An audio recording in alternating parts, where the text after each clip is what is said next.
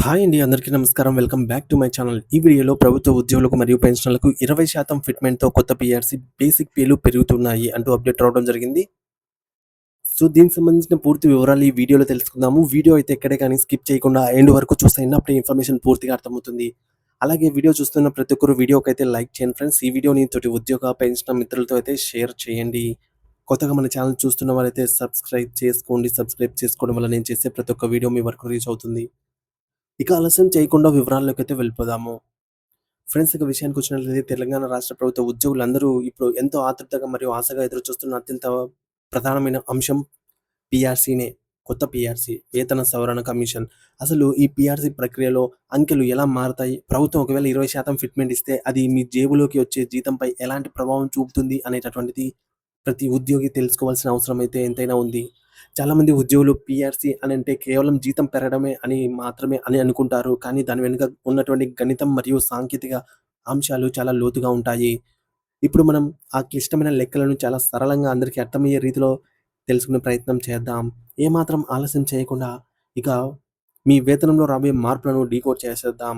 సాధారణంగా బయట వార్తలు లేదా ఉద్యోగ సంఘాల్లో పదే పదే వినిపిస్తున్నటువంటి చర్చ ఏంటంటే 20% ఫిట్‌మెంట్ అనే అంకె కేవలం ఒక ప్రారంభ బిందువు మాత్రమే అని గుర్తుంచుకోవాలి.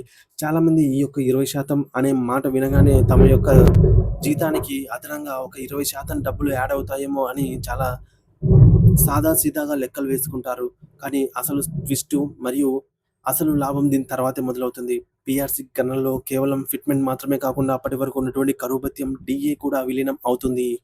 దీనిని డీఏ మెర్జర్ అని పిలుస్తారు. ఈ యొక్క అంచనాల వెనుక ఉన్నటువంటి అసలు రహస్యం ఏమిటో ఇప్పుడు మనం వివరంగా తెలుసుకుందాము. వేతనాల లెక్కింపు ప్రక్రియలో అత్యంత కీలకమైన మరియు మ్యాజికల్ నంబర్ 33.6%. సో, ఈ యొక్క జూలై 2023 నాటి వరకు ఉన్నటువంటి డీఏ వచ్చేసి 33.64%. సో, ఈ యొక్క కొత్త పీఆర్‌సీని లెక్కించేటప్పుడు ప్రభుత్వం ప్రకటించే ఫిట్‌మెంట్‌కు ఈ యొక్క డీఏని కంపల్సరీగా జోడిస్తారు. అంటే ఇందాక మనం మాట్లాడుకున్నట్టుగా ఆ 20% ఫిట్‌మెంట్‌కు మరొక ఈ డీఏ 33.67% వరకు కలపడం ద్వారానే మీ యొక్క కొత్త మూల వేతనం న్యూ బేసిక్ పే అనేది ఖరారవుతుంది. సో, ఈ యొక్క 33.67% అనేది జీతాల పెంపులో ఒక సైలెంట్ ఇంజిన్ లాగా పనిచేస్తుంది. సో, ఇది మీ జీతాన్ని ఒక్కసారిగా పైకి నెడుతుంది. దీన్ని మనం 3 సులభమైన దశల్లో అర్థం చేసుకోవచ్చు. మొదటి దశ స్టెప్ 1లో ప్రభుత్వం ఇచ్చే 20% ఫిట్‌మెంట్‌ను ప్రాతిపదికగా తీసుకుంటాము. రెండో స్టెప్‌లో దీనిని జూలై 2023 నాటి 33.67% డీఏను జత చేస్తాము. ఇప్పుడు మూడోది స్టెప్ 3లో ఈ రెండిటిని కలిపితే మనకొచ్చే మొత్తం పెరుగుదల శాతం ఏకంగా 53.67%కి చేరుకుంటుంది.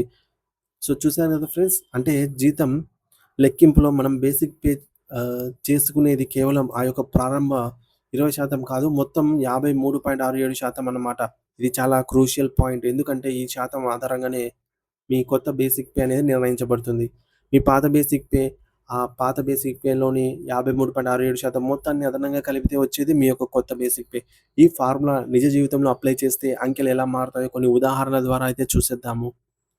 ఉదాహరణకు అత్యల్ప బేసిక్ పే కేటగిరీలో ఉన్నటువంటి ఒక ఉద్యోగిని తీసుకుందాము. ప్రస్తుతం ఒక ఉద్యోగి యొక్క పాత బేసిక్ పే అనేది రూ. 22,900 ఉందని అనుకుందాము.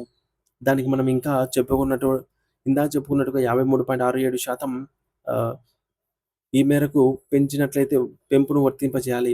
అప్పుడు అంచనా వేసినటువంటి కొత్త బేసిక్ పే నేరుగా రూ. 35,174కు అయితే చేరుకుంటుంది. ఇక్కడ 22,900 ఎక్కడ 35,174. సో, ఇది ఆర్థికంగా చాలా పెద్ద జంప్ ఖచ్చితంగా చెప్పుకోవచ్చు. అయితే ఇక్కడ ఒక చిన్న సాంకేతిక మార్పు ఉంటుంది. ఫార్ములా ప్రకారంగా వచ్చినటువంటి ఈ యొక్క రూ. 35,174 అలాగే ప్రభుత్వం పే మ్యాట్రిక్స్ ప్రకారం దాన్ని దగ్గరలో ఉన్నటువంటి తదుపరి స్టేజ్‌కు రౌండ్ ఆఫ్ చేస్తారు. దీనివల్ల జీతాల పంపిణీలో ఒక క్రమబద్ధత ఉంటుంది. ఈ విధంగా స్లాబ్‌లో 53.67% ఫార్ములాను అప్లై చేసినప్పుడు జీతాలు ఎలా పెరుగుతాయో గమనించండి. సో, రూ. 28,940 బేసిక్ పే ఉన్నవారికి రూ. 44,456 వరకు పెరుగుతుంది. అదే రూ. 32,810 బేసిక్ పే ఉన్నవారికి కొత్త బేసిక్ పేలో రూ. 50,396కైతే చేరుకుంటుందని స్పష్టంగా తెలుస్తోంది. మీ యొక్క ప్రస్తుత బేసిక్ పే ఏ స్లాబ్‌లో ఉందో చూసుకుంటే మీకు ఎంత పెరగచ్చో ఒక స్పష్టమైన అంచనా వస్తుంది. ఈ యొక్క అంకెలు వినడానికి చాలా బాగున్నాయి కదా! కానీ ఫైనల్ జీతం అనేది సాలరీలో మార్పులు తీసుకొని వచ్చేది మరికొన్ని అంశాలు కూడా ఇక్కడ మనం మాట్లాడుకోవాలి. కేవలం బేసిక్ పే మాత్రమే కాకుండా హెచ్ఆర్ఏ, ఇంటి అద్దె భత్యం, హౌస్ రెంటల్ అలవెన్స్ కూడా మీ జీతంలో కీలక పాత్ర పోషిస్తుంది. మీరు నివసించే నగరాన్ని లేదా పట్టణాన్ని బట్టి ఈహెచ్ఎస్ ఈ యొక్క హెచ్ఆర్ఏ అనే స్లాబులు 8%, 12%, 16, 24% ఈ విధంగా మారుతూ ఉంటాయి. కొత్త బేసిక్ పే మీద ఈ శాతాలను లెక్కించినప్పుడు మీ యొక్క సాలరీ గ్రాస్ సాలరీలో పెద్ద మార్పే కనిపిస్తుంది. అలాగే కొత్త మాస్టర్ స్కేల్ డిజైన్ ఎలా ఉండబోతోందంటే ఇంక్రిమెంట్ స్టేజ్‌లను ఎలా నిర్ణయిస్తారు మరియు కెరీర్ చివరి దశలో ఉన్న వారికి స్టాగ్నేషన్ ఇంక్రిమెంట్స్ ఎలా ఇస్తారు అనే అంశాలు కూడా ఫైనల్‌గా పీఆర్‌సీని ప్రభావితం చేస్తాయన్నమాట. సో, ముగించే ముందుగా ఒక మాట అండి. ఇక్కడ మనం చర్చించుకున్న విధంగా ఈ లెక్కలన్నీ కేవలం 20% ఫిట్‌మెంట్ అనే ఊహ మీద ఆధారపడి వేసినటువంటి అంచనాలు మాత్రమే. ప్రభుత్వం అధికారికంగా గెజిట్ విడుదల చేసే వరకు కూడా ఇందులోని కొన్ని మార్పులు జరిగే అవకాశం ఉంది. ఒకవేళ ఫిట్‌మెంట్ శాతం పెరిగితే ఆ అంకెలు ఇంకా పెరుగుతాయి. తగ్గితే తగ్గుతాయి. ఏదేమైనప్పటికీ కొత్త పీఆర్‌సీ వల్ల ఉద్యోగుల జీవన ప్రమాణాలు మెరుగుపడతాయని, ఆర్థిక భరోసా లభిస్తుందనైతే ఆశిద్దాము. అధికారిక ప్రకటన వచ్చే వరకు ఈ అంచనాలను గమనిస్తూ మీ ఆర్థిక ప్రణాళికలనైతే సిద్ధం చేసుకోగలరు.